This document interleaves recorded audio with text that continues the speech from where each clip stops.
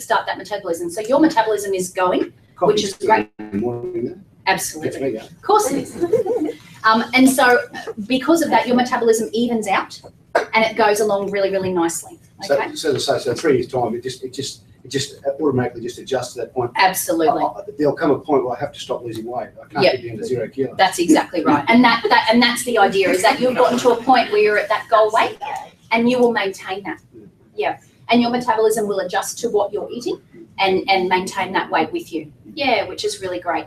And that's, of course, where we come into play right through, the 12 months and beyond if you want, because then you can come and see the lovely Erin and get all that, that fantastic dietetic advice, as to how to go about it. I have known people that have had that, and they've actually, after a while, they've put weight on. I'm not saying they've put back on 40 kilos. Yep. How do you put weight back on when you've only got such a small stomach? I don't understand that. Okay, I suppose it also comes down to this, again, being a tool.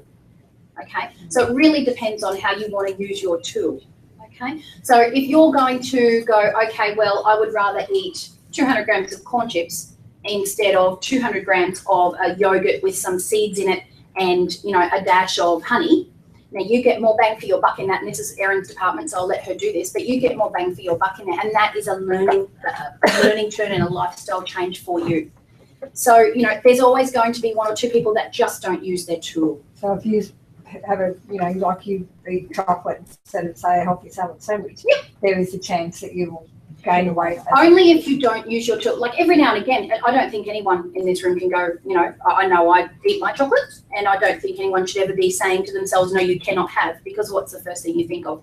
You want it. Yeah. Okay, so you will never say to yourself, I cannot have. It's just learning from Erin and myself about getting that more bang for your buck, okay, that more nutritionally dense meal. And that's something that you'll learn along the way, which is really great. So it's retraining yourself, relearning about making really good, healthy decisions for yourself, but treating yourself at the same time every now and again. And, we all need to. Absolutely. What is the lowest BMI when you do that at? It really depends on from person to person. It really depends. We like, so we would probably look at someone, maybe 34 would be, but it really depends on the person. It depends on their lifestyle. It depends on their weight loss journey up till now. So there's really we don't like to say, oh, I'm only going to do it here, because it really depends on the person. And that's why we get you to come in, have a chat to me, have a chat to Erin, and go from there. Yeah, because there's no 2 people are ever the same, ever. So. What are the chances of it leaking? Okay, less than 1% with Dr. Do you guys do like drain-wise? Swallowing? With what you would do is you would get crooks, so you would know. Mm-hmm. And they would do all of the needed tests that they would do at that time. But with Dr. Adib, the Australia-wide is 1%. With Dr. Adib, less than 1. So how long after the surgery will that start having fluids? Yep. So the lovely Erin will talk to you all about that. And I've heard 48 hours. No, straight away. Yeah, we don't want you dehydrated. Is that if you lose weight fast? Yes. You get saggy skin?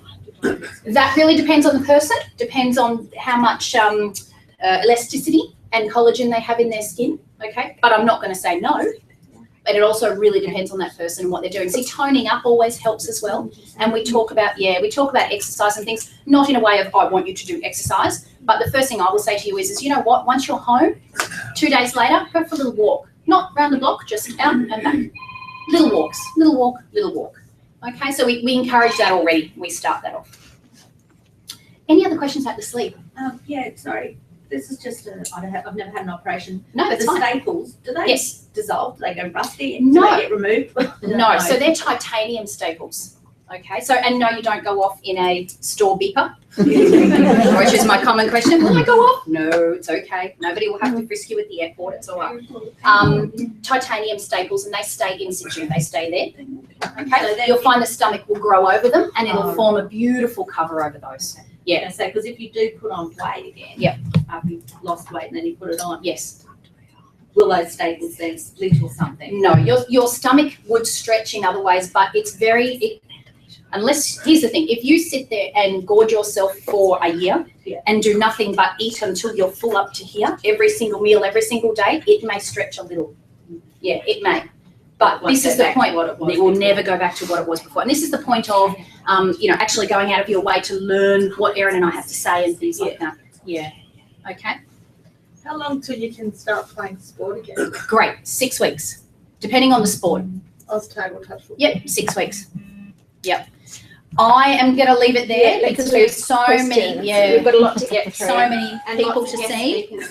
Natalie Told you I'd get will still excited. be here at the end, so you're welcome to ask questions. So don't feel as though we have to stop asking questions. You can approach her and ask as many as you like when we finish all the formal presentations. One of the things that I didn't address at the beginning is that we like to give a theme to our information nights every month. And you might have seen that we promoted our information night tonight as being summer at the beach. Yes, you can. Did anyone see that? The reason I put that out there is that so many people, we live in this beautiful environment where going to the beach should be part of what we enjoy every day. Who agrees with me? But I meet so many people who say they just won't even go to the beach with their families or won't go with their kids because they just feel too uncomfortable or intimidated or embarrassed, or they just can't dress the right way to actually enjoy being at the beach. Does anyone relate to that? Yeah, a few nods. So I think that's, part of what I want to try and get across is that with weight loss and successful permanent weight loss, those things that should be part of everyday life, they will become your everyday life. And it doesn't matter whether it's going to the beach that you'd actually like to be doing, enjoying that with your family. It means all active pursuits with your family and your loved ones, whether it's stand-up paddleboarding or just removing yourself from being a passive observer on the sidelines to actually getting into doing things with your family and being a part of what they're doing, or just doing what you'd actually love to do as well. We've seen patients do some amazing things over the years, and it might be, I've had a 53-year-old lady who ended up walking the Great Wall of China. She could hardly walk up the hill when she first came to visit us.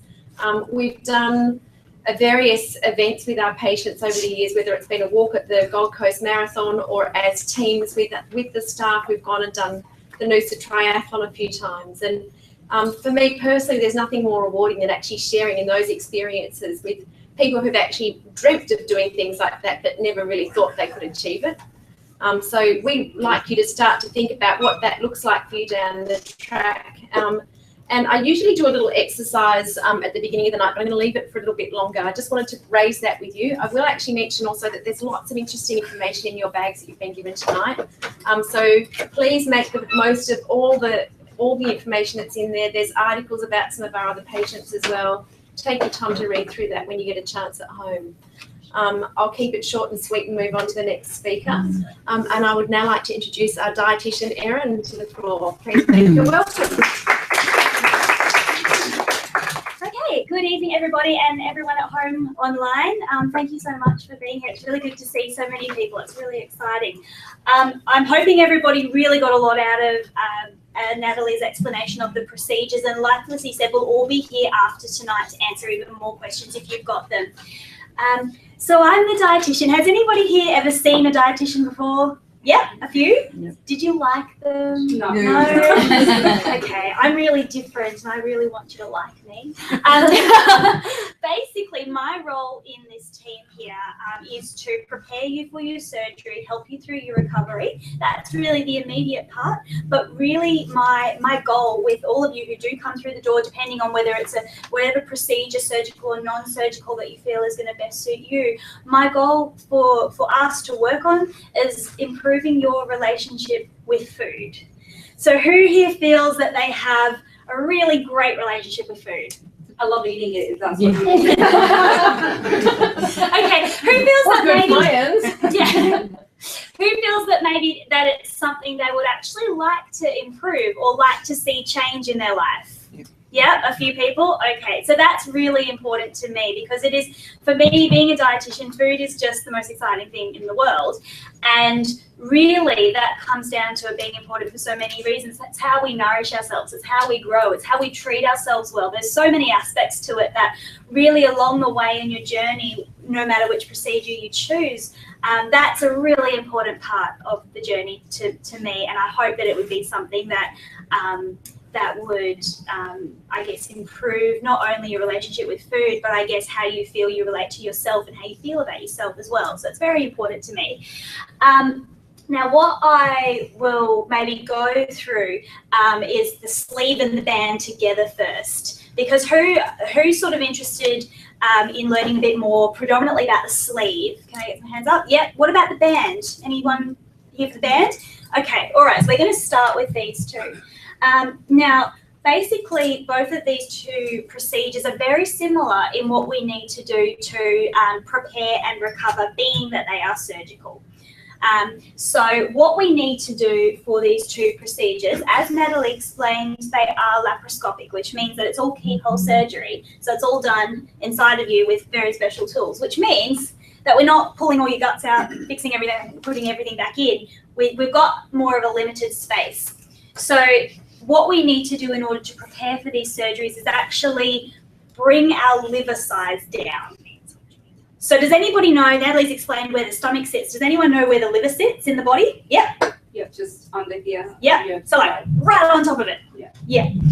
And so basically anytime anybody is holding excess weight for their frame, and it can only be 1 or 2 kilos overweight, that liver area will develop a little bit of a fatty layer around it. And what we need to do in order to reduce not only the time that these procedures take, but also reduce any risk that may be associated as well, is bring that liver right down inside. So what we teach it to do is to metabolize its own fatty layer for energy.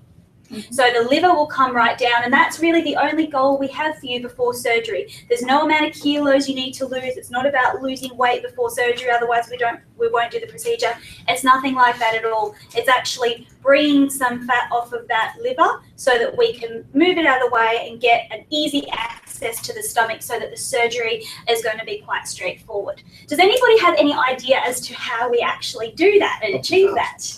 What do we say?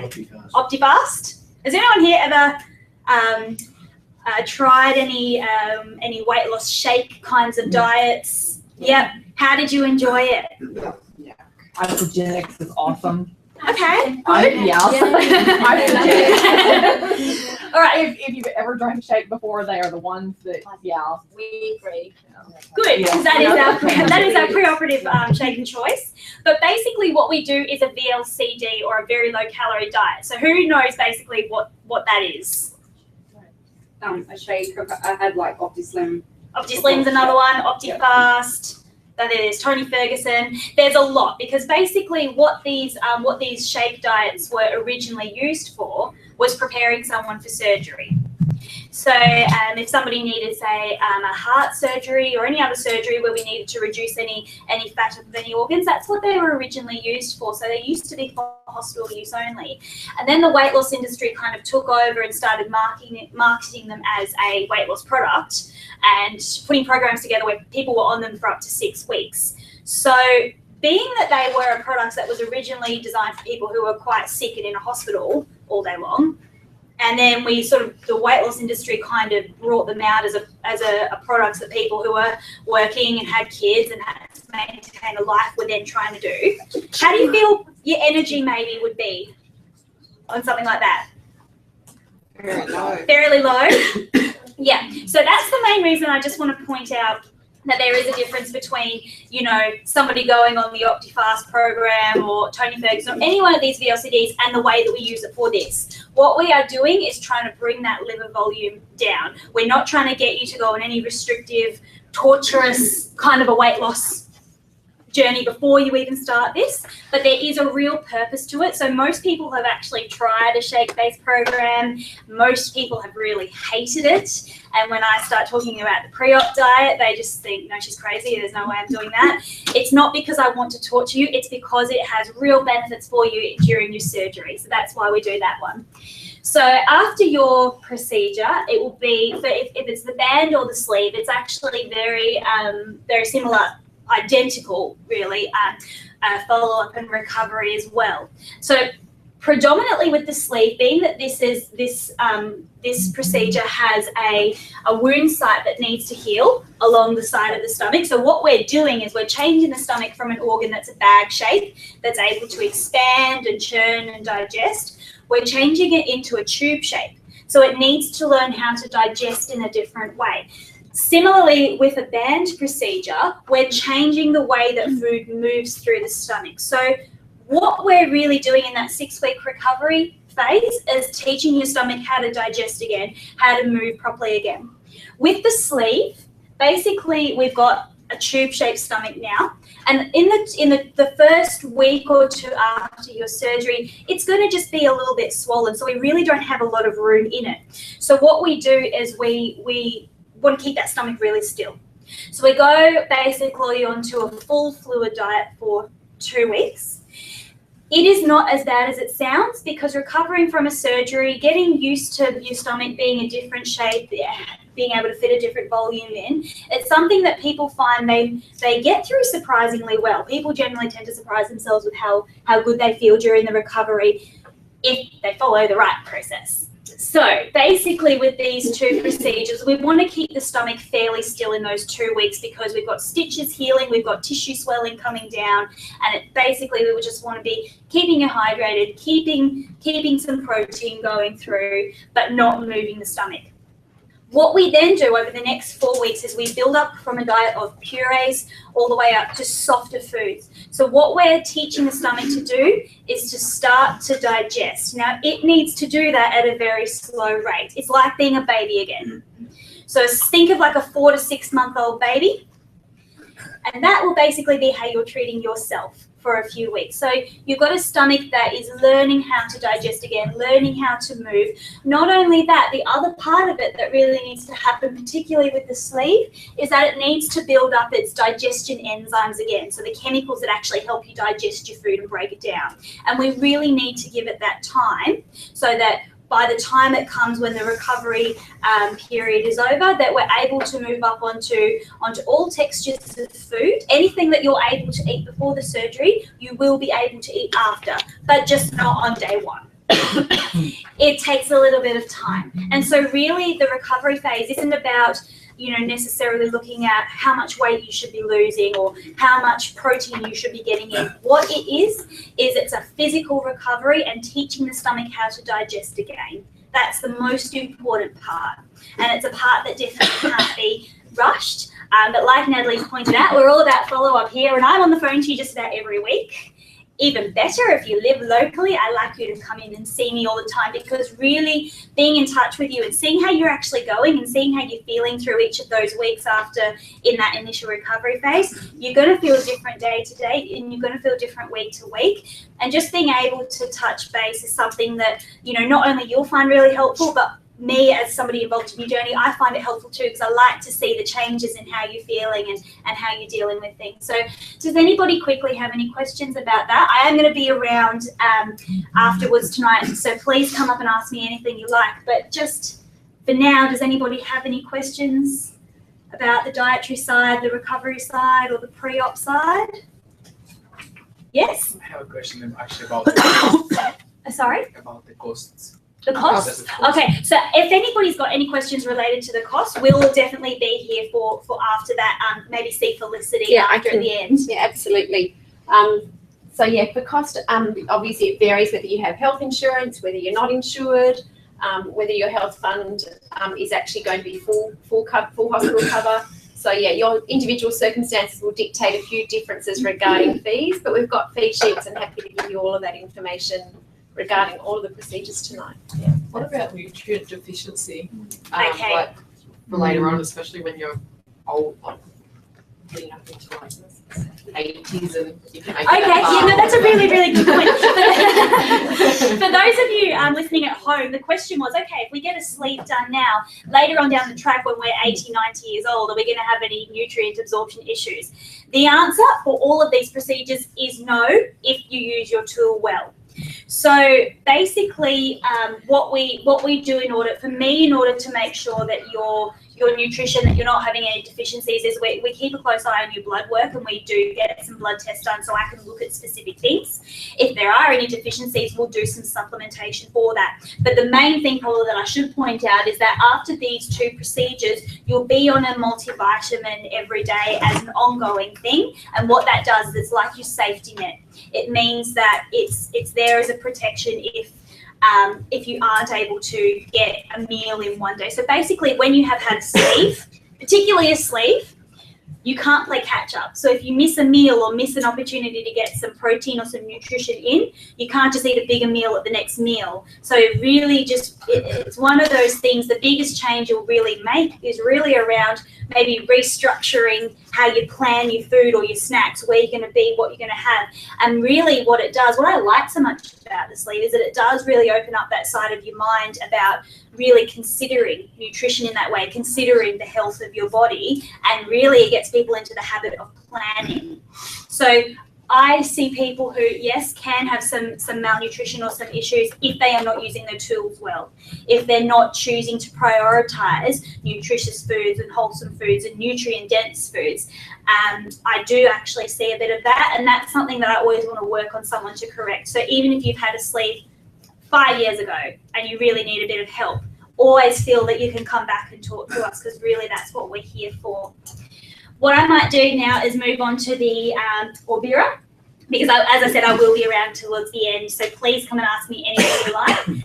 Now with the Wlsa, it's a much more straightforward I guess pre-insertion diet that we go through, being that it's not an actual surgical procedure and there's no stitching or cutting involved. So with the Wlsa, what we need to do pretty much is clear the stomach. So 3 days out from having your Wlsa put in, will be on a fluid diet. So we have 2 days of just any kind of fluid that can go through a straw, pretty much anything your stomach doesn't have to digest. And then the day before is going to be a clear fluid day, which basically reduces any residue in the stomach. Now, the reason we need to be on fluids 3 days before having the balloon put in is 2 reasons. One is that we want to decrease the enzyme activity in your stomach a little bit, just so when the balloon is put in there, there's not so many enzymes coming out trying to go, what's this balloon in here for? Let's digest it. So you're less likely to have some cramping. And the other reason is that because we do it via an endoscope, which means it does go down your throat, when we pull that up, we just don't want to pull up anything else with it. So it's similar to having, if anybody's ever had an endoscopy, yeah, very similar, and we do the fluid diet for similar reasons that you would if you were having an endoscopy. It's very similar. And basically when that balloon is then in there, what we are training your stomach to do is move and manipulate foods and fluids around that balloon. So what we've started, I guess, seeing in our patients is that those who follow the same recovery process as people who've had a sleeve or a band are able to recover a lot better, have a lot less cramping and nausea if we follow the progress of fluids up to purees, up to softs. So what you're doing with an Wlsa is basically it is sitting up in that top part of your stomach.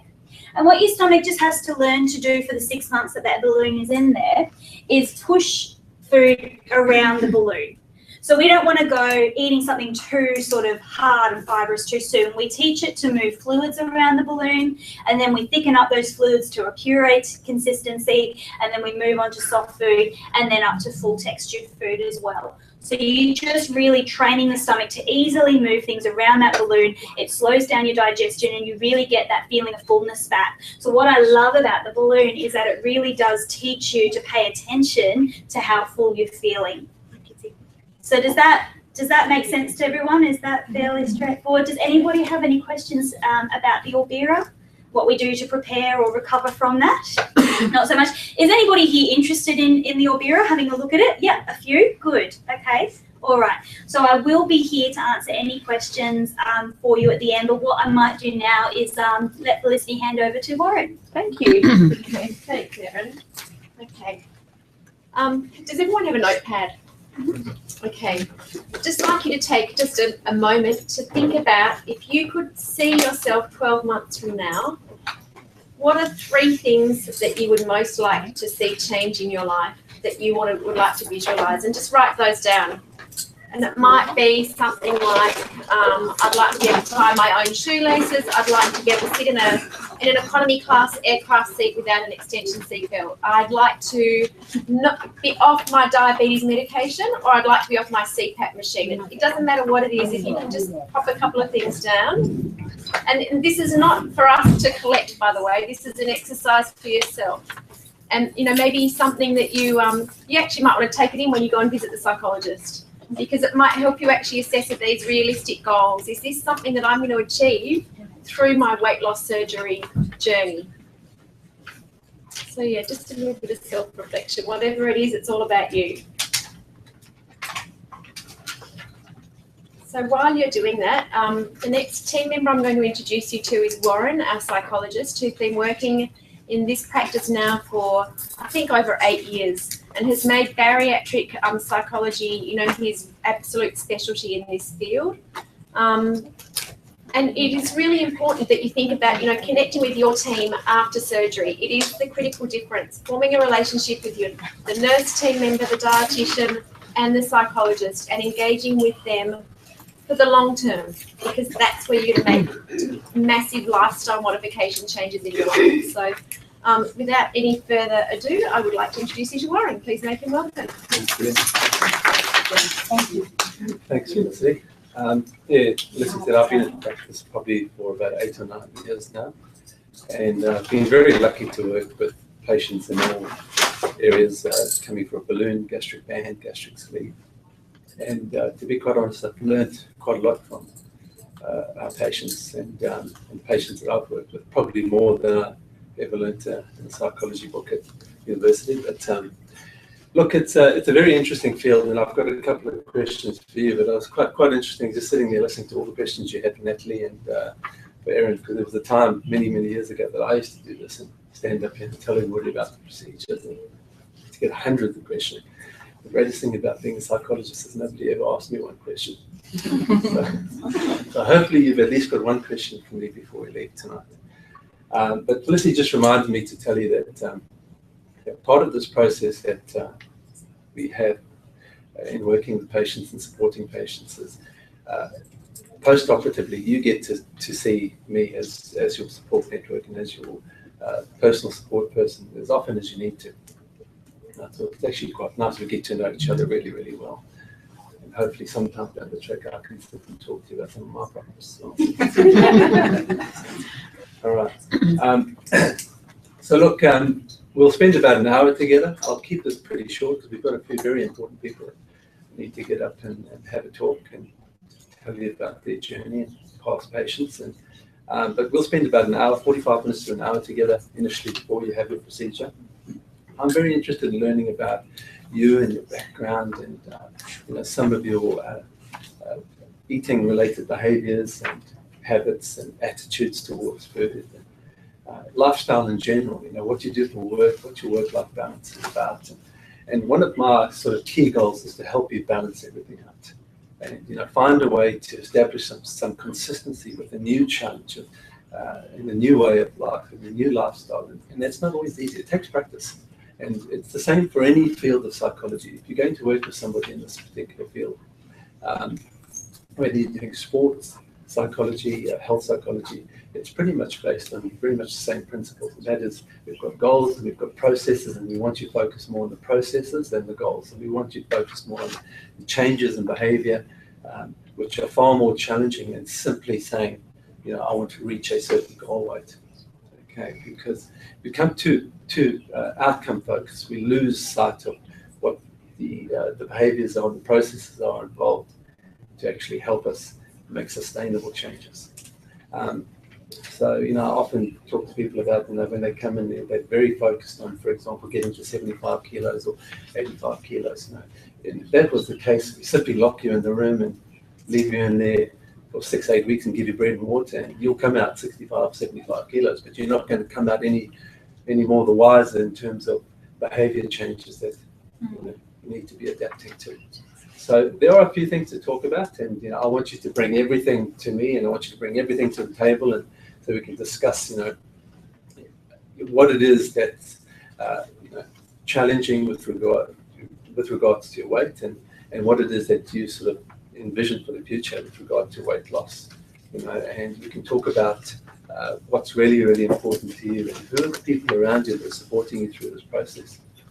And also, I also like to give patients insight as to what life really looks like after surgery. What are some of the challenges that you're going to encounter, and how are you going to deal with these things? whether you tell people you're going to have a procedure, whether you want to keep it to yourself, how are you going to prepare for that? It's always good to have a strategy. And what you can expect with regard to eating habits and social environments, and when you should prepare yourself to re-enter that social environment with food. So there are a few things that we need to go over. 45 minutes to an hour initially before surgery is enough time to give me a broad scope of who you are. And then I will see you for the first time at about 6 weeks after surgery. We'll spend half an hour together. And then generically, we will schedule another visit for you at 6 months and at 12 months. Okay, so that's done for you, just in case you go wandering and don't see you again. Okay, so we'll book those 3 for you to make sure that I do at least get an opportunity to go over some of these initial discussions and goals on our initial consultation. But as I said right at the beginning, you can come back and see me as often as you need to. And I suppose one way to look at it is when you've set yourself a goal, whether it's a process goal or an outcome-related goal, there are lots of things that can get in the way. And it's the same for, I work with golfers as well, young tennis players, and it's the same for them. If they've set themselves a goal to win the next tournament or be a champion of their state or whatever, it's very much the same thing. There's not a great deal of difference. There's a lot of parallels in terms of what you're trying to do. Okay, and they're surrounding themselves with the right people. They're surrounding themselves with nutritionists and sports psychologists and a personal trainer and a coach and a technical coach and a swing coach and a strength coach. And we've got all these people around it if they can afford it. And it's the same for you here. This is your home at least for the next 12 to 24 months and hopefully longer. We've got people around you here who can support you with the various challenges, different constructs involved in your journey. Okay, and just general life challenges at home, relationship, job, all those things will get in the way of your weight loss goal in much the same way as it will get in the way of somebody's tennis goal. Okay, and that's the easiest way to look at it. Right, so not here to only solve, issues with depression, anxiety, and anything else that you bring to the table, but more on a positive note is really looking at how can we improve our lifestyle, how can we just make things consistent enough and sustainable, so that we can pretty much do the same thing for the longest period of time.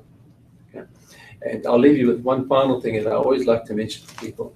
When they come see me is, never start a journey you can't continue. So my idea with this whole process is that you must be able to continue what you start. Okay? And that's the whole idea behind the psychological side of things, is to try and get you doing the same thing right from the start. So we don't do one thing just to lose weight and then we do something completely different to try and keep it off, which resembles a diet in many ways. Okay? We want to do very much the same thing right from the start all the way through. Are there any questions? Yeah, question. Obviously, it's taken quite a while for me or for anybody to put on a particular amount of weight. Yeah. So I'm looking at Wlsa, for instance. Yeah. As my BMI is a bit lower, but how long would it take to form a habit?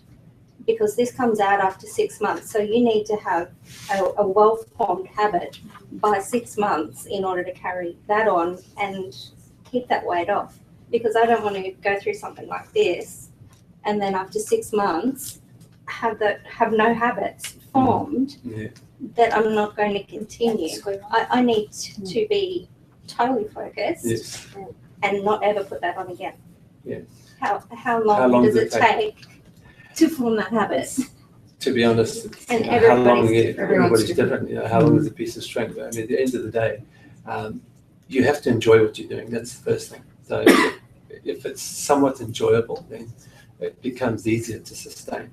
But at the same time, when it comes to making changes, and particularly around food, mindfulness techniques work really, really well. So one of the things that we can work with, if you're really, really worried about something like that, is to apply the process of mindfulness into this whole concept for you, so that you can actually get some appreciation for all the sensations that are enhanced around food.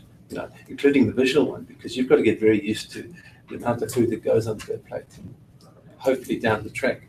If you do it for long enough, look, there's also a lot of this also sort of has something to do with ghrelin, which is the hormone that's produced in your stomach. So there are some changes with ghrelin in terms of how ghrelin affects your eating habits as well. So this is something that we can talk about on a one-on-one situation, because it takes quite a long time to go through the implications of ghrelin. I know Wlsa wants to sort of get through some of the implications, but I'll just tell you that with ghrelin, I find that often it can mirror your eating habits. If you do it properly, we get hungry. The more we eat, the more ghrelin production we have. Okay, and so often if you are in a position to reduce your meal sizes, your portion sizes by containing some hunger, and if you do it for long enough and you keep it relatively consistent, then you're in a position to also have ghrelin work in your favor for that particular. We will have to go through that in terms of, to get that right, you have to balance your energy intake throughout the day. Okay, that's part of that process, is keeping everything balanced enough so that, whether it's a sleeve or a balloon or a band, that the production of ghrelin is going to support that process as well. But mindfulness is something, you can look it up if you want to online. Mindfulness works really, really well in terms of enhancing all the tastes and textures and smells and everything that go with food. Okay? Because it's commonly known that if you taste more, you will generally eat less. And a lot of times we don't concentrate and we eat. We're focused on other things. We're talking, we're watching TV, we're eating on the run, we're in the car, and you end up eating more than we actually really need because we're not tasting as much. Cool. Thank you. Okay. Thank So you. I'll leave it there. Thank you for asking a question. Love that. Pleasure. I won't forget you. It's very rare that we have people who are willing to ask questions of a psychologist, so congratulations. You're about Love the second one in 5 years. that. Now, I'll tell you what the other one asked me, by the way. Do you want to know? Sure. If I had a happy childhood.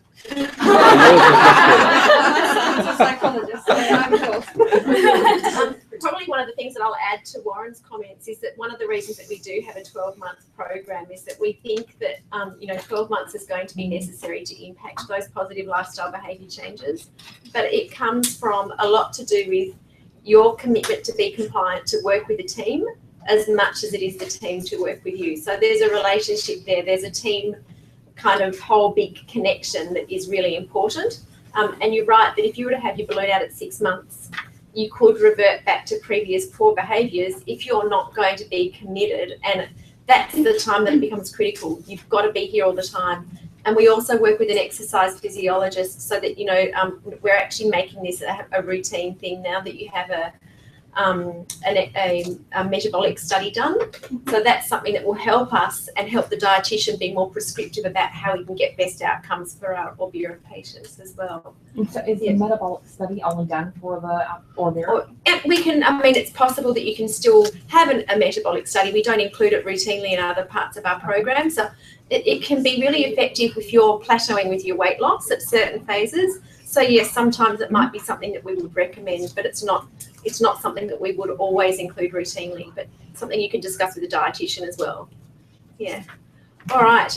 Just before you go, have you ever known the balloon not to work? Yes, I have. Yeah. And why would that be? A range of reasons: lack of tolerance of the device, lack of compliancy, a range of things. There's all sorts of different things that might be impacting that.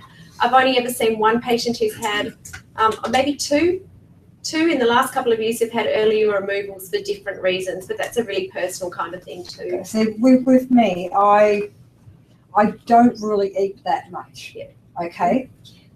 People would not believe me, but as far as I really don't eat that much, but I'm a grazer. I nibble all day. Okay. So, and I have been really rigid the last couple of months. In fact, with what I eat, I've not lost an absolute ounce. And I don't know if that's because of my age.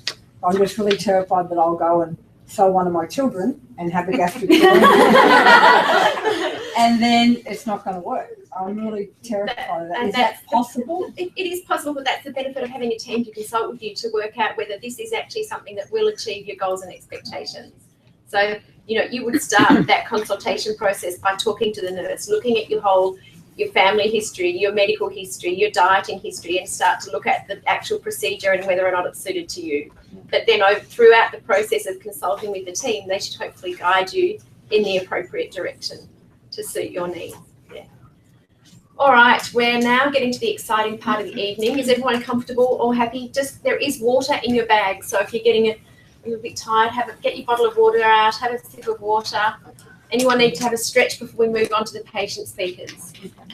All right, okay, we have some amazing speakers to introduce you to, so stay tuned because this is the most exciting part of the night, and I really love sharing different stories. I think we're going to start with ladies first, so let's go with Julie first, who's actually going to come up and tell us about her Wlsa balloon. So yeah, for those of you who are actually really interested in the balloon, great opportunity here for Julie to tell you about her device. She actually still has it in place. She hasn't given it back yet. We do occasionally have problems with patients who refuse to give their balloons back, but eventually they have to. All right, please make Julie welcome. Okay. My decision for the balloon was based on it being non-surgical and spending quite a few hours in my doctor's surgery discussing what I wanted for me. So for me, it was a restart for my life, my diet, my health, and my goals. And I've been lucky enough to achieve that. I've lost over 15 kilos and feeling really, really good. Type 2 diabetic, and my sugar has come down as well. So that's been a blessing. And I just have a totally different focus and outlook on life. You know, I take my dogs for a walk. I can just do so much that I used to be able to do before I put on my weight.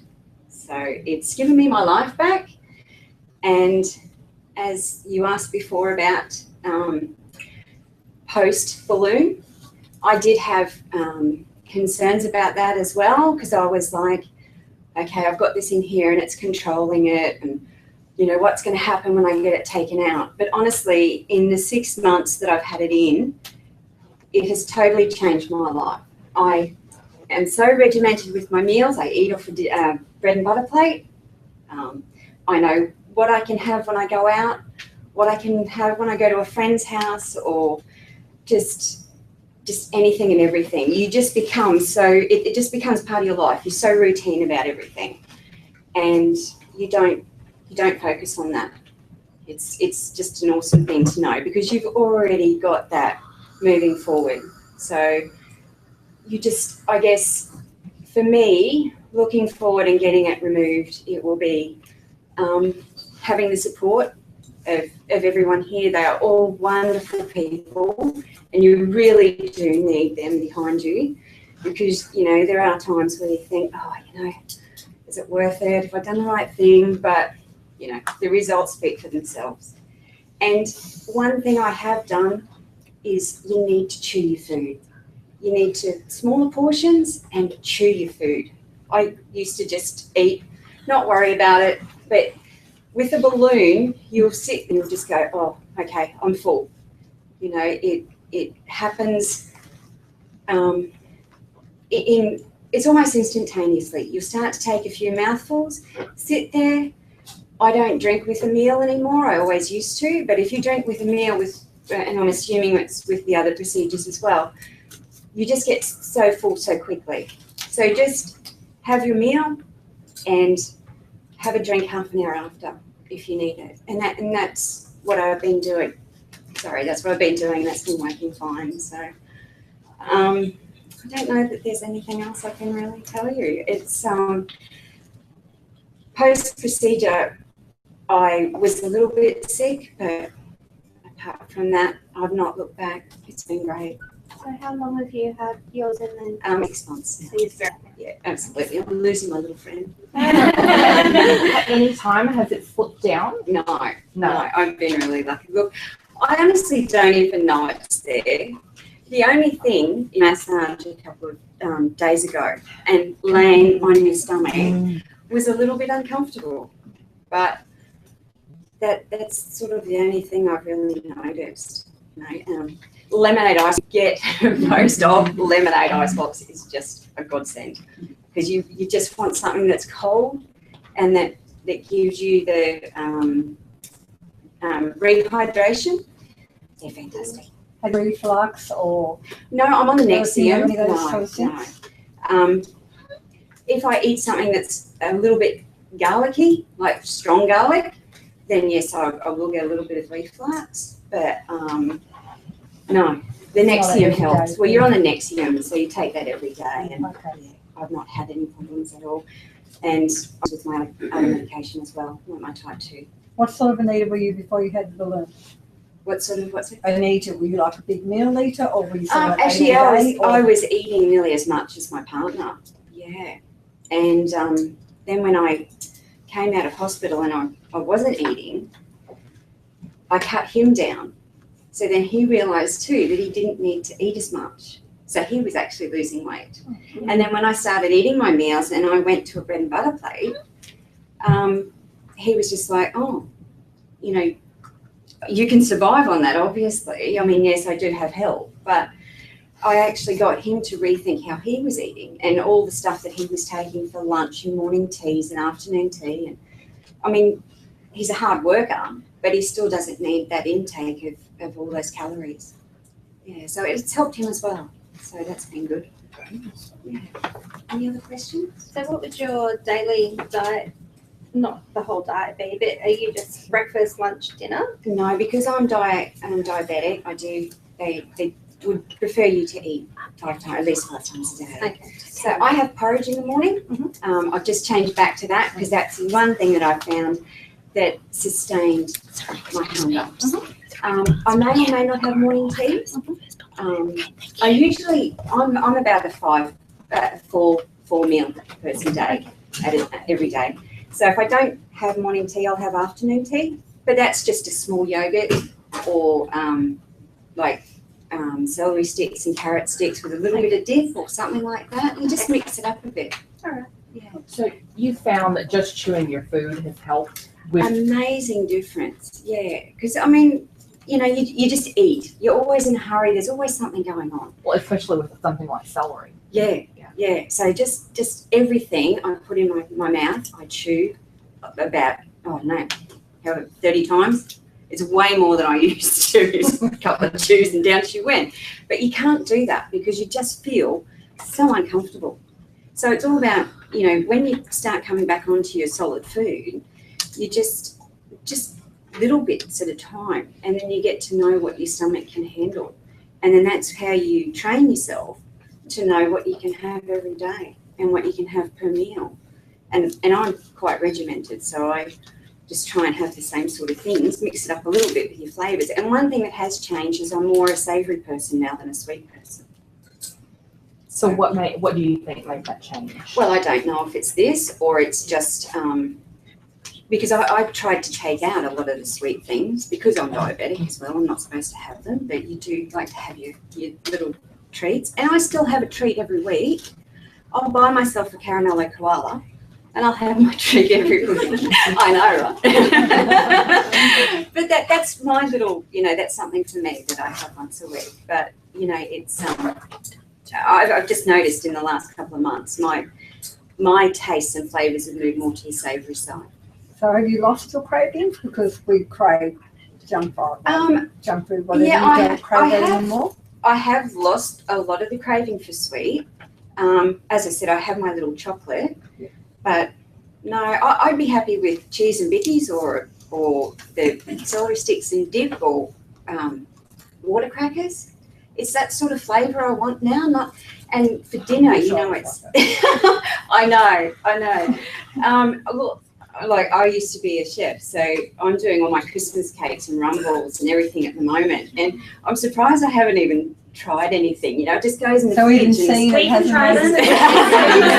You'll get some. Rum balls this way. But you know, and Rocky Road and everything, it's all sitting in the fridge. And lucky for me, it's visual. I'll drive past something, I'll see something, and I'll watch it. So you lost some of that? Like yes, I have, and I didn't even realise until I sat down about 7 7 weeks ago, and I just thought, I looked in my fridge for what I used to have to what I've got now, and it's all the fresh veggies and all that sort of thing. For dinner, as I was saying to Erin this afternoon, it's not really even about the meat. I just want the vegetables. I want all the fresh veggies and all the salad. So I have a salad, either a wrap or a salad on a plate or something for lunch, and then I'll have my meat and veggies for dinner. But it's not really even about the meat. It's just I want vegetables. Wow. So that for me, I'm so happy it's changed. Yeah. When this balloon comes out, you're obviously feeling confident that you'll stick with your lifestyle change? Yeah. Look, I wasn't when I first got it put in, and that was the one concern I had. But you can't focus on that. You have to do a day-by-day thing. And my life's changed so much in the 6 months, and like my flavours, my taste, they've all changed. And you have to want to do it for yourself. Don't do it for anyone else. You know, yes, do it for your grandchildren and all that sort of thing, but put yourself first. You know, say this is what I want to do. This is the change I want to make for me, not for anyone else. And just do that and focus on that. And that's what's going to get me through, is the fact that I already have all these procedures in place, and I have my wonderful team of people here that will boot me up the behind, I'm sure, if I go off track. But yeah, with their support and with your own goals, I'm sure I'll get through, and I'll be fine. Yeah, I'm really looking forward to it. Yeah. Thank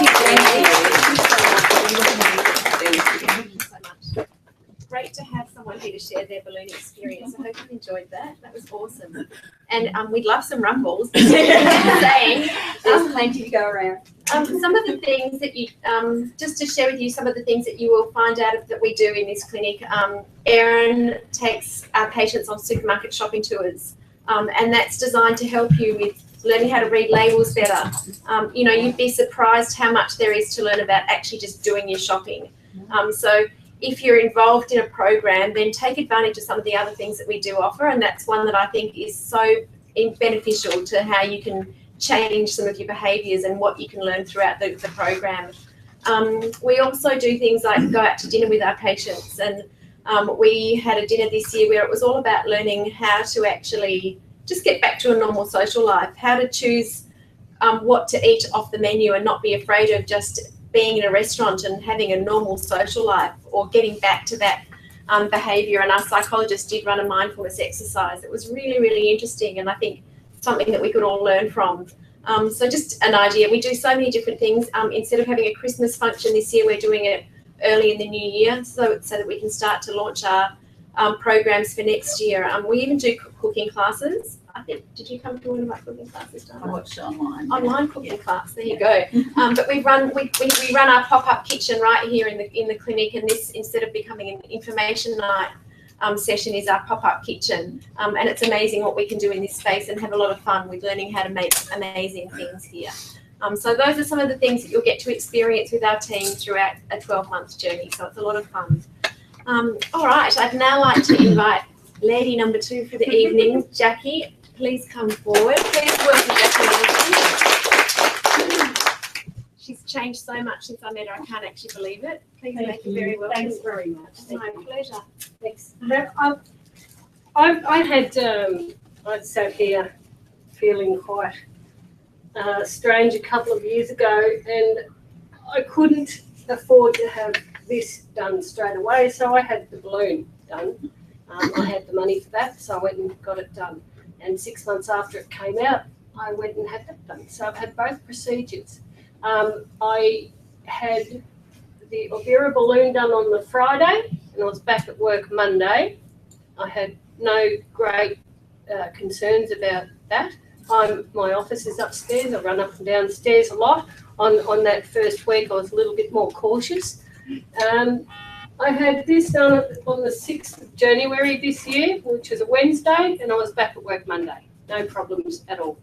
I've not been sick at all. I have had quite a few uncomfortable moments, and they've all been self-inflicted. So I've lost from my heaviest to now, I've lost about 40 kilos, and that was me about 18 months ago.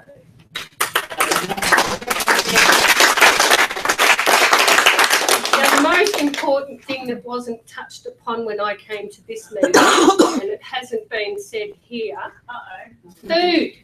I loved my food, and I was really fearful of not being able to go to a smorgasbord and a buffet and all the rest of the things. I eat better now, better quality food, because I can afford eye fillet, and I can afford smoked salmon, and I can afford seafood and other bits and pieces, better quality stuff, and I don't have to have this much portion. So I don't need a rump steak that big anymore, I still dine out. I just eat smaller portions. Girlfriend and I share a main course, or we both get an entree sized meal and pick it. Pizza. I could inhale a pizza and go back for more. And now one slice I'm struggling with it. But you do enjoy every little bit that I eat. I am more and I enjoy more than just shoveling it in and swallowing it down like I used to. Yeah, amazing. The first thing I noticed after my surgery, the sleeve, was I went and stood in front of a bakery counter, and all the cakes and all the beautiful things, and not one thing interested me. And I was just amazed. Something happens here. You to have the small portions, and the cravings all seem to disappear with it. It's completely, it changes up here too, and it's quite easy. The post-op and the pre-op diet is not as bad as what it sounds, and you think, my God, how am I going to manage that? But you do, because pre-op, you know what you're getting in for. It's, you know, this is an amazing thing that's about to happen, and it's not. And when you come out, having those fluids and then custards and all that sort of thing, it's not that bad at all. But when you get to pureed food, you'll never be so excited to eat pureed food. So yeah, that's this smorgasbords, and I don't miss sore knees and swollen ankles and not fitting into clothes and bad sleep patterns and no energy and feeling bad. And another thing that I've noticed since I've lost weight is that random people standing in the nod and say hello and open doors and things that hasn't happened before. And you think, how can a big person be invisible? But in a lot of ways, you are. And your whole life, when you start to feel normal, I guess it's amazing. Get on a plane seat and all, just walk into a shop and buy clothes that's not in the plus size section. And I didn't think that would happen to me, but yeah, it's very possible, and it's life changing. It's my only regret was not doing it sooner. So have you experienced any hair loss? No, because apparently that's a lack of protein. Okay. And I'm a cheeseaholic. I love cheese.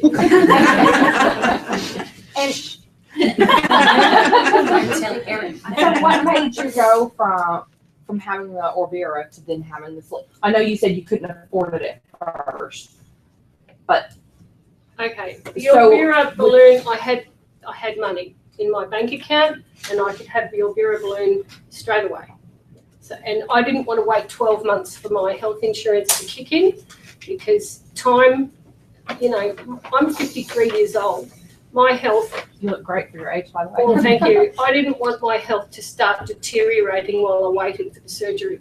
So the Wlsa balloon was something that would kickstart a bit of weight loss. And so did you have learned enough tools and exercises having the balloon in that could have carried on for you to lose the balloon's really designed for people to lose between 10 and 15 kilos roughly. And that's because I was so big. This was probably the better option. Do you mind me asking kilos? How? My heaviest I was at 126. and now I'm about 87. I've lost nearly 40 kilos. Are you still losing weight? You said it's been 18 months. Its surgery for the gastric sleeve was in January this year. Okay, January. And I plateaued out between April and August and didn't lose a thing. And then in 2 weeks I lost 5 kilos and I've plateaued again. But I'm not worried about it because there's only one way the scales can go. And even if I have a naughty week, and you can eat anything you like. It's just instead of portions this big, you're just having a little bit that week. So that much. So your cravings can still be fed. It's just a lot cheaper. So you're not reading labels then, are you? No. When you eat? I like it. That's what I would do. It'd be nice to have what you want. Do you find that you're not hungry from? Do you find that like if you're busy at work? I don't know what you do, but if you're busy at work, do you find that you just don't get hungry now? Well, before when I was big, I would skip breakfast. Sometimes I would forget lunch because I don't have a lunch hour. I sit at my desk and I'd go home and ravenous and eat a big plate of food. So skipping those meals attributed to my weight more than what I was eating. I get hungry now. I wake up hungry. I'll have a piece of toast, sometimes half a piece of toast. I'll have a tub of yogurt mid-morning because I'm hungry again. And then I'll have soup or a small sandwich or something at lunch. And then maybe a fruit snack because I don't like real fruit, so those snack pack things. But mid-afternoon, and then at home, I get home and I'm hungry. And sometimes I have crackers at work too if I'm a little bit peckish in between. So you do eat a lot more often because you do feel hungry. But so you do feel hungry? Yes. Yeah. Okay. And the biggest trap is when you're hungry and you shovel the second and third mouthful in it quicker than you should, and then it sits there and you think, it's uncomfortable, and I've done it to myself, and you know. So what do you mean by uncomfortable? It's if you pour a cup of rice into a kitchen funnel, it takes a while for it to go through, and it's sort of like the food sits there and it will just take a while for it to go through. It just feels tight, like someone's pressing against there. But it's not painful, and it's probably about 10 or 15 minutes and it's all gone. You can eat again. Is it like heartburn a little? No. It's not. It's not painful. It's just uncomfortable. You think, I've done that to myself. It sort of teaches you, well, don't do that to yourself.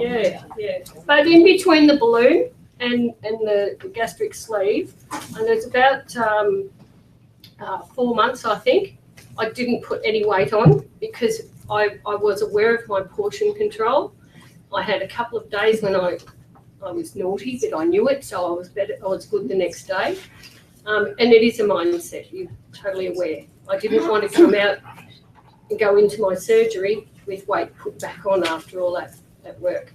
So that's what I was worried about too, coming out with having the balloon out and then coming back and feeling that, I want to inhale a couple of pizzas now and go back to my old days.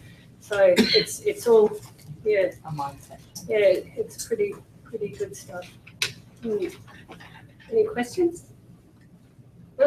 Covered it, see? The food thing worried me last time. Is there anything that you found that you can't eat now that you used to be able to eat before? Not yet. And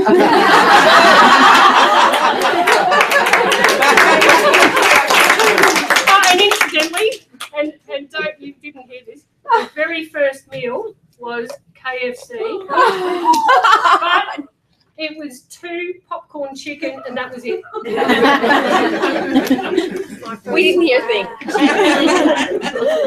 Thanks, everyone. Great story. As you can tell, we actually don't script any of our guest speakers. We've got to get better at that. Before I introduce our final guest, I'd just like to thank Nikki, who's been online with us tonight, for the whole of the presentation. We've actually had a few technical issues with our webinar tonight, so we've loved having you on our webinar tonight, and hope if you've got any questions, please ask away. And all of our other webinar registration people who have been waiting for this information session will actually be getting a copy of it tomorrow. All right. Jason, please come up and join me. If you've seen any of our posts, are there any of you engaged with our Facebook page? Yeah. Have you seen some posts of this gentleman? Oh, yeah. So you probably have already seen that he's lost a massive amount of weight. I actually remember Jason going to visit him on the ward day one post-operatively. Do you remember that? No, I do. And he was at John Flynn Hospital, but I asked him, well, how's your pain? Have you got any pain? You had no pain, and it was just astounding to me to see him at that point, because his starting weight was a really big number, which I'll allow him to share all that information with you shortly. And it was just incredible, really, to see him in hospital, no pain. He was absolutely ready to go. He wanted to get up, go for a walk, and on with his life. Day one. And I did. I Yeah. walked out that day. Yeah, amazing. And watching his journey over the last few years has been absolutely astounding. And I'm so excited to have you here tonight to share your story. It's an absolute pleasure. Please make Jason welcome. Okay, so I don't know what to really say. Really, congratulations for coming here. If it was the one best decision I made was to come and see Weight Loss Solutions. My surgeon that I had looked at me and just said, I know what you want, you need to have gastric sleeving. He didn't opt for the band. The balloon, I don't even think was around at that time. But, Dr. Liani just said, that's what you want. And, he just said, go out and book it. I had gone to so many other professionals who just said, look, you need to lose weight before they'll touch me.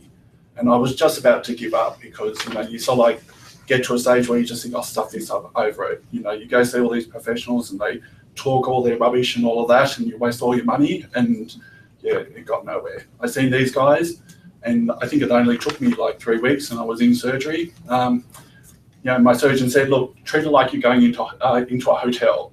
He said, take your suitcase, you'll check in, you'll get taken up to your room, which is exactly what happened. I got laid in my bed. They took me to the operating theatre.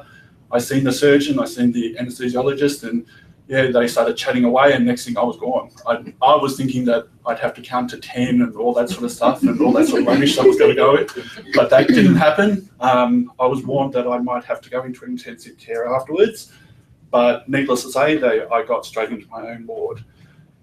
That night, I was already drinking. I actually had to go to the toilet, and they said, oh no, we'll get something for you. And I actually got up, went to the bathroom, lifted my shirt and seen all the bandages. I mean, oh my God, they've actually done it. So, things happened that I didn't think was going to happen. Again, your body's going to tell you what, will happen after surgery. Like, I can't do any sort of dairy products anymore. Chocolate is a no-go for me. Soft drink, if I drink any sort of soft drink, I am so sick, my gut just blows out to maximum proportion, and I just can't cope with it. If I eat something that if I try to eat like a piece of chicken really quickly, actually my heart rate starts going skyrocketing, and I got to sit down because I go, holy crap, what's going on? So your body's going to tell you exactly what you can and can't have. To date, within the last 4 years, I've now down 238 kilos. Wow. If it wasn't for these guys, I'd more likely be in a box by now. My mother says I've gone through personal trainers since my surgery, and I'm actually doing my diploma in fitness now, and because I want to sort of like be able to inspire other people like yourselves, of what I've had to go through, instead of getting these young personal trainers that are muscle builds and all of that who think that they can train someone like myself. I've gone through at least 20 trainers in my time. They all think they know, but they don't. When you're so bloody big, you just think, holy crap. What else can I sort of like say? Fire away. Sorry. That's How right. long ago did you have your surgery? 4 years. 4 years ago. Yep. So, and you found that you're still losing weight. I'm now down to 127. I'm sort of like plateauing, so like at around 127. My trainer, I have an international coach, because I eat 8 meals a day, and I have chicken, sweet potato, broccoli, and that's pretty much all I have all day. It's like bodybuilder meals. Okay, you will be able to eat it. They're just sushi plates. Just think of a sushi plate. I don't know if Lissy still has, your sort of big plate with the vegetables. We do, but we've saved it in the Okay, oh, there you go. Yeah, we do I have. learned off that, so ask her about the plate and buy one. They're actually worthwhile. But yeah, I eat at least 8 meals a day now. I drink a lot of water. So that's with water, with it's like after you work out, you're really thirsty and. Oh yeah, definitely. And I also have what they call amino acids. So it just sort of like brings your muscle recovery better. So drinking water, if you drink. If you drink water, you've got. Of water. Oh look, I drink at least 4 liters of water a day now, throughout the day, I should say. But in the morning, like I'll have. Again, I'm in a bodybuilder sort of stage because I leg press 800 kilos. But when my maximum, I know. If you have a look at my Instagram, you'll see my photos. I shock a lot of the bodybuilders in the gym because they don't realize that I was 365 kilos at my maximum. So my knees can cop a lot. So I shock a lot of people. But look, you'll find, with everything, these guys are great. Melanie was terrific. She was always there to guide me with everything. I never really followed the dietitian's rules. I didn't even really stick to the But he regrets it. Well, I was even told that I wasn't allowed to fly within the first couple of days of my surgery, and I was already down visiting my parents and telling them what I did. But look, the one thing that you have to do is, when you're going for your surgery, just make sure you have the Optifast. Don't have your fatty liver and all of that sort of stuff happening, and don't think that, because if it's one thing I did find is that, and they warned me, is that if you don't do the Optifast, I don't know if that's still what they do now, but if you don't have that Optifast, they won't do the surgery because you can't have a fatty liver because don't forget they've got to tinker around in your gut, so they're going to make sure that you're still safe. So that's all I can really say. Yeah, he has. Can you say how big your shirt used to be? Oh yeah, so my shirt was 17XL. I'm now down to a 2XL. My shorts used to be out like that. Wow. So yeah. Amazing. Yeah, great job for coming here. Look, I'll even be here after this. Are you still based on the Gold Coast? I am, Because you do a lot of commuting. Yep. So because Jason's actually, how long until you finish your personal training course? I still got 4 more months. 4 more months. I think the best challenge we could put to Jason is to become the Weight Loss Solutions Australia trainer for all of you people. How amazing would that be? I couldn't think of a better trainer for us to work with for our patients. How awesome. Cool. Any questions for Jason?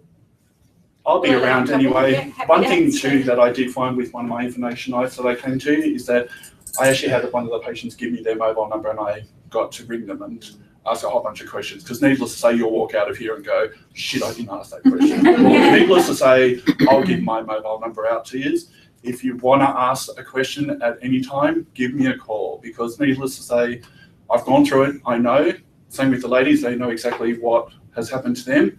They'll be able to tell you. So, you'll get the best information from us, and especially with the support with everyone else too. And they annoy the crap out of you. Just make sure you get your caller ID, Weight Loss Solutions, and then block it. Thank you very much, Easy, Jason. no problem. Amazing and a very impressive story, and it has been an absolute delight to see Jason get to where he's at today. I think it's just incredible.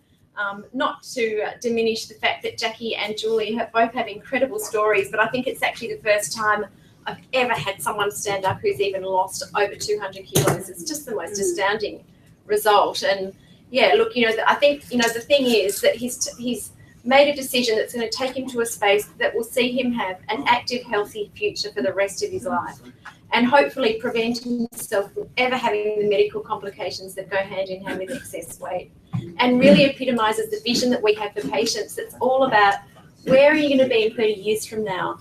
And I think it's so important to think about that. Weight loss surgery is not about where are you going to be in 12 months, but where do you want to see yourself 5 years, 10 years, 30 years down the line? I have parents in their mid-80s, and I'm very conscious about what that looks like. And so I start to think about, for our own patients that I'd hate to see anyone end up in a nursing home. We want you to lead functionally fit lives and live in your own homes independently, healthy, happy, and active, until you're 95 and beyond. So, this is what can take you there.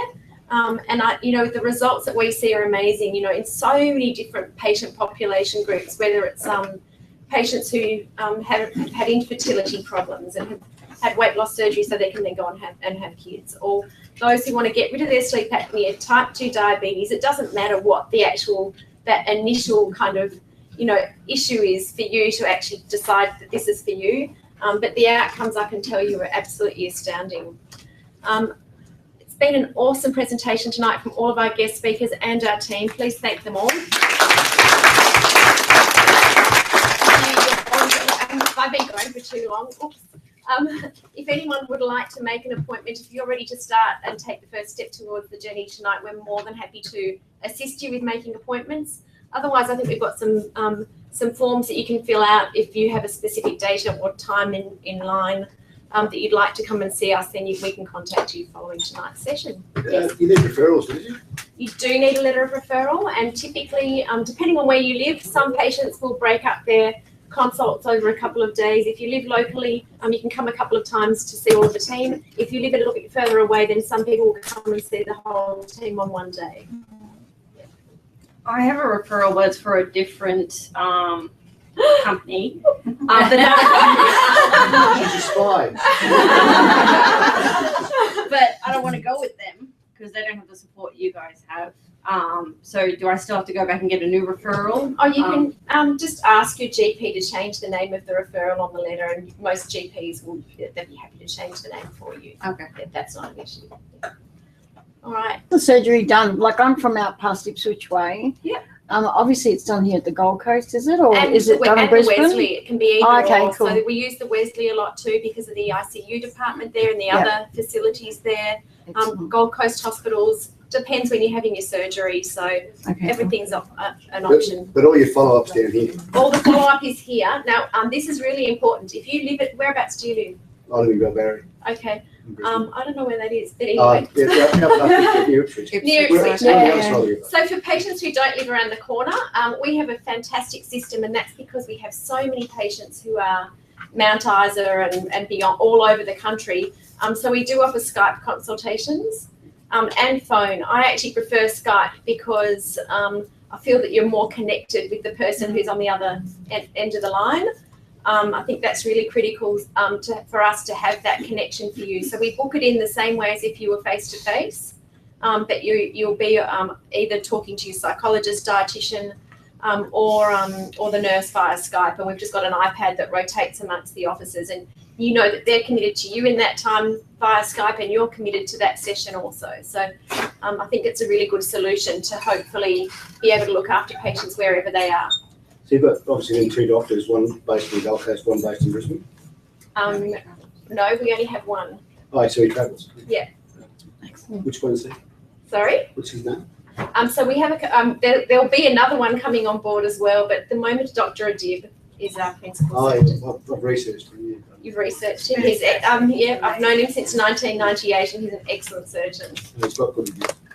Good reviews, they count. Are they Facebook reviews? I think he wrote him himself. Okay. No, look, we would only ever put you in front of a surgeon who we believe is going to be at the top of his game and is technically, the best available surgeon that we can provide for all of our patients, no matter what, and that's important. I've got to say, Michelle, just because I was looking for people around the Wesley, that's all, because that's sort of he operates in Wesley. That's my closest, so he was one of the ones that sort of came up. Cool. Two others. No problem. All right. Thank you all very much for coming and joining us tonight. You've been an amazing audience. It's been a pleasure to have you here. Thank you so much.